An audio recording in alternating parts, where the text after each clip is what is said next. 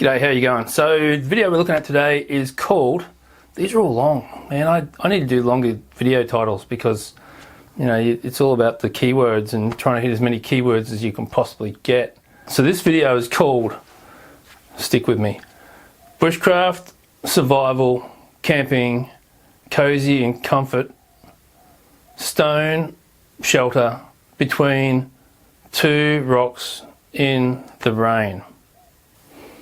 The video is by Dawid Outdoor Adventures. Dawid? D-A-W-I-D. I keep reading that as David and then I realise it's a W in there. So Dawid Outdoor Adventures. Let's go check this video out and see what it's like. Thanks for watching. Bit of rock pounding.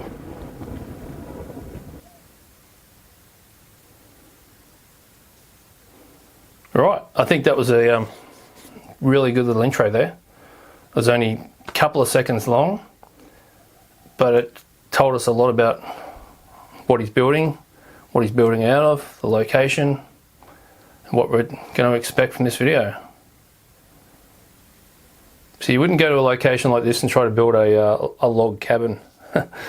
People often say to me, oh, you should build a log cabin, you know, they get so many views, log cabins. Well, I don't have access to trees to build a log cabin, so it's pretty much like this guy. Although I don't have rocks like this guy, but I'm guessing that rain's not going to be a huge issue for him in this location.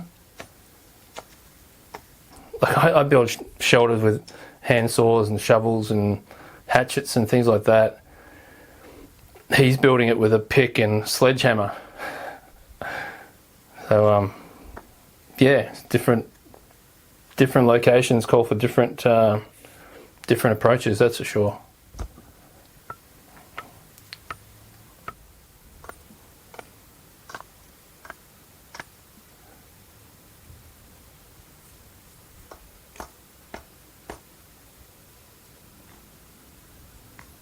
Yeah, I'm not sure you'd really want to be that high up on the mountain to be building a survival shelter.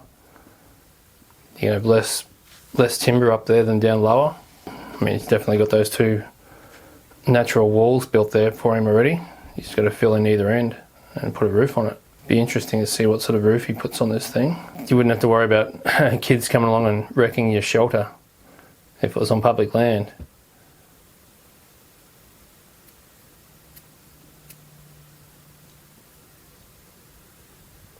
And here I was saying you wouldn't have to worry about the the rain. Sorry mate, I think I might have brought that on you. A little bit of a break up to the video here. Just think that's good. That's going to be one big problem that he's going to have, that right there, because especially with those big rocks, any water landing on the inside of those rocks, it's going to run down straight down into your shoulder like it is there. Showing those hardships and showing the things that go wrong, and I think that makes it more real. You can connect with the creator more. When you cut out all the bad things that happen in a build, like the rain, he could have just not filmed on this day and come back when it was nice clear sky and not showing the water running into his shoulder. But by showing it, it creates that conflict. So it's like, you know, rain is threatening, you know, the wet weather's doing this to his shoulder and he's got to find a solution to it. Like he can just lay in the mud, or he can try to make it so the water drains away from the shoulder when it does run into it. It's like he's just building a nice big observation post on top of a hill, fortification. Very decent work. It's, you know, it's one thing to knock a log cabin together using chainsaws and all that, but to do what he's doing here, the amount of work, not just to break all the rocks up, but it takes so much time to sort of move them around to get them locked in. Like I've done stone fireplaces, like big stone fireplaces, and it's just a jigsaw puzzle. Even I did a stone kiln as well, like a big pottery kiln, made that out of stone, and it's, I didn't have flat rocks like he's got, but it was still like it's a jigsaw puzzle. You put a piece in, doesn't work, move it out, put another one in, flip it over, and so it takes a lot of extra time using rocks, because you're constantly manoeuvring them. At least with the rocks that he's using, you can just chip away and flatten them out a bit. But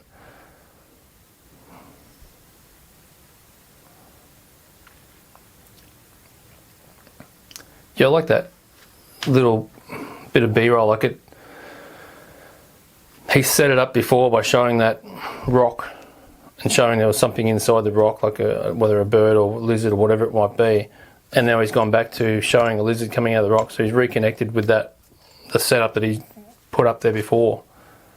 Yeah, I like that. And it just sort of broke things up a little bit with that tiny little bit of B-roll. Instead of overloading with it, it's just like that one clip and then back to this, rather than one clip, another clip, another clip. I wonder how far away he brought these poles from.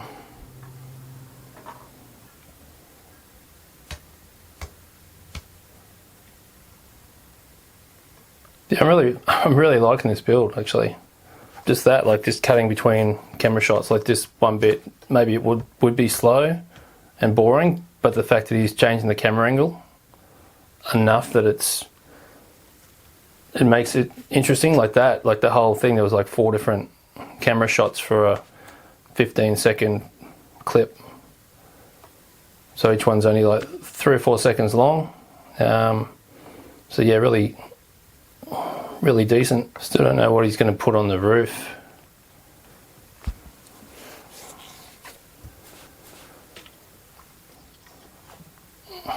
Don't know what he's doing, actually. Yeah, what I would have done was I would have lined it with rocks and just kept them in a couple of inches from the wall, so any water that ran down wouldn't be on your bed area, be along the wall, and then it can drain out. Water's still going to go through it. A light shower is not, it's going to get caught up in it, but if you get a big heavy downpour, it's going to find its way through that.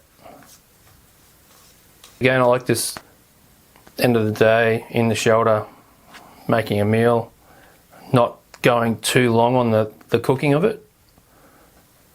Like he didn't show any of the cooking of that meat, it was just, what it was yeah, it was just there. So you really like that it's, the video is about the shelter and not the meal.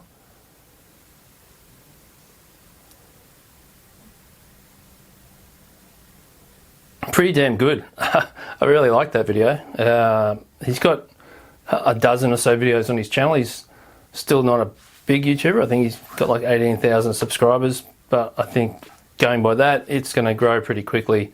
And it's a different type of video. There's a lot of videos out there doing stuff in forests and building log cabins and forts, as Joe Robnett first called them, and now everyone seems to call them forts in the bush or forts in the forest.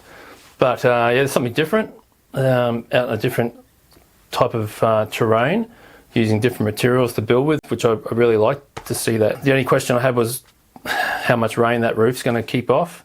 If it's only a light shower, then yeah, but if you've got a torrential downpour, it's going to find its way through that roof. But you know, if you don't have any other materials available, then you just got to work with what you got. And if that's all he had, then that's all he had. But as I said, the channel is called Dawid Outdoor Adventures, D-A-W-I-D, Dawid Outdoor Adventures. I'll drop a link to that video in this video description, so you can check that out. I'll also drop a link to his channel because, yeah, I haven't seen any more of his videos, but I've seen the thumbnails for him. And I'm sure if you liked that video of his, you're going to like some more of them. So, yeah, I think he's very decent video indeed. The cuts were great. The pacing was great. Yeah, anything I had issue with was, well, I had 2 issues. I had one with the roof, and I had the other issue with making the wall where he put his bed. I would have liked a groove there, so if rain came in through that side, it wouldn't run across on that platform that he had his bed on. But I mean, other than that, pretty damn decent video. Till next time, thanks for watching. Drop a comment, let me know what you're watching and what you want to see. If you want me to comment on some video that you've seen or you like, let me know. Until next time, thanks for watching. Oh, subscribe as well. Catch ya.